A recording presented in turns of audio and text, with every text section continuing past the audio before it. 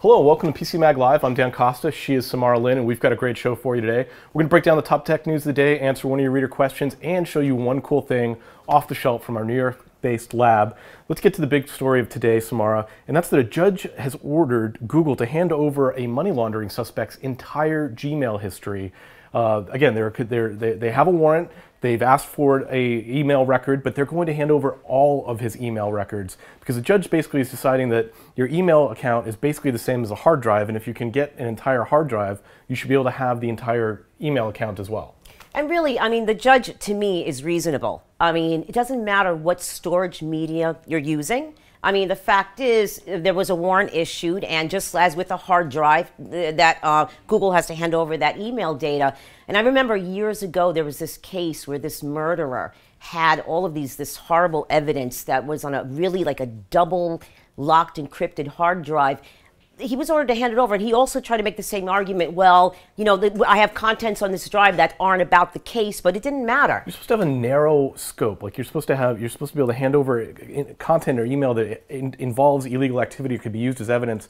This is all of your email history. Every email that he has ever sent or received is going to be handed over and can be picked over by prosecutors. Again, right, but again, like with a hard drive, every file or every folder can be picked over by prosecutors. And in fact, and I think maybe in the future going forward, an email warrant might be easier to filter, where, you know, a judge could say, right, you can only access emails for, you know, related to this certain account, and you really can't do that with a hard drive. So maybe I'll become more specific. Yeah, I think that we've got to look at how these things are written. Just this year in July, the Supreme Court decided that in order to search a cell phone, you would again need a warrant.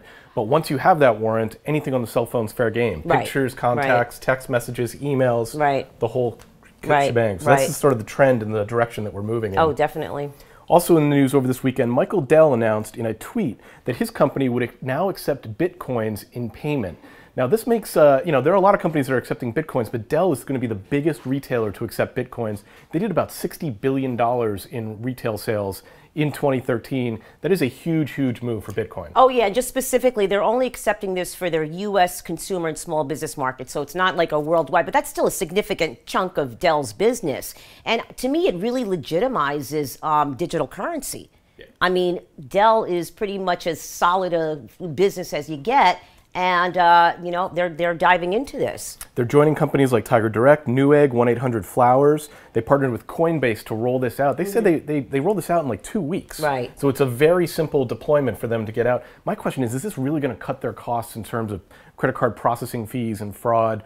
Is there any real financial reason to do this, or is it just they want to be one of the cool kids and accept Bitcoin? I guess it's something that we're waiting to be seen. I know one thing that people were questioning was the validity, how volatile digital currency is. But apparently, teaming with Coinbase, they do something. They're funded in such a way where that digital coin gets turned actually into dollars and cents. So it should be pretty much business as usual financially for Dell.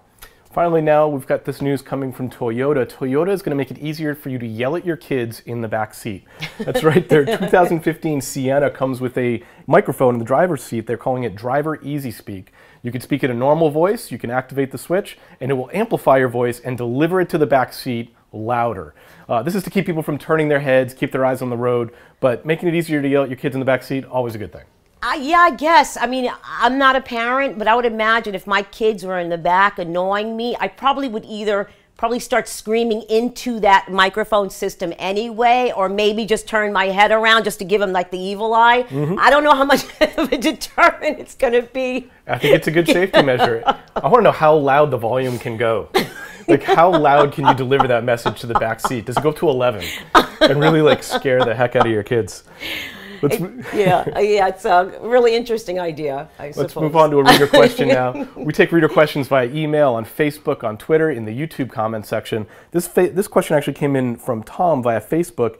He's thinking he's done with cable in general, and I think he means cable TV. He wants to switch to a personal modem. Does he know what personal modem should he get?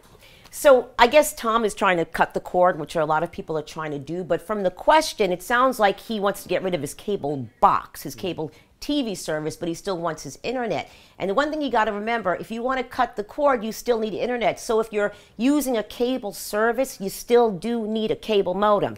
You don't have to go with your cable provider's modem. One cable modem I really like, which is, we gave an editor's choice, is the Netgear CMD31T. Relatively affordable. I think you can find it online for about $60, and works with all the major ISPs, all the cable ISPs. And you found that actually performed better than a lot of the out-of-the-box modems that the cable companies provide you. It did. It's a little bit more mature, more advanced hardware. A lot of times the ISPs are giving you a little bit more dated stuff. So definitely look into the Netgear, Tom. And remember, if you are cutting the cord, you still need internet and internet equipment. Good advice. Let's move on to one cool thing. We test thousands of products here in our lab in New York City. Every day we take one thing off the shelf and show it to you live. Today that thing is the LaCie Rugged Thunderbolt. This is a 500 gigabyte drive, but it's an SSD drive, which makes it super rugged. It's a great box. This is just $500. So $500 for 500 gigs of SSD storage. That's a pretty amazing deal. It comes with a permanently attached Thunderbolt cable, so it's obviously designed for Mac users. But just a great ruggedized external drive that could be comes with a 3-year warranty. Really, really nice product. Oh yeah, and we have the review, and I see I gave it an editor's choice, so it's got to probably have great performance with the SSD. Indeed. You can read our full review, of course, on PCMag.com. That has been PCMag Live for today. I want to thank you for joining us. Tune in tomorrow. We'll bring you a brand new show.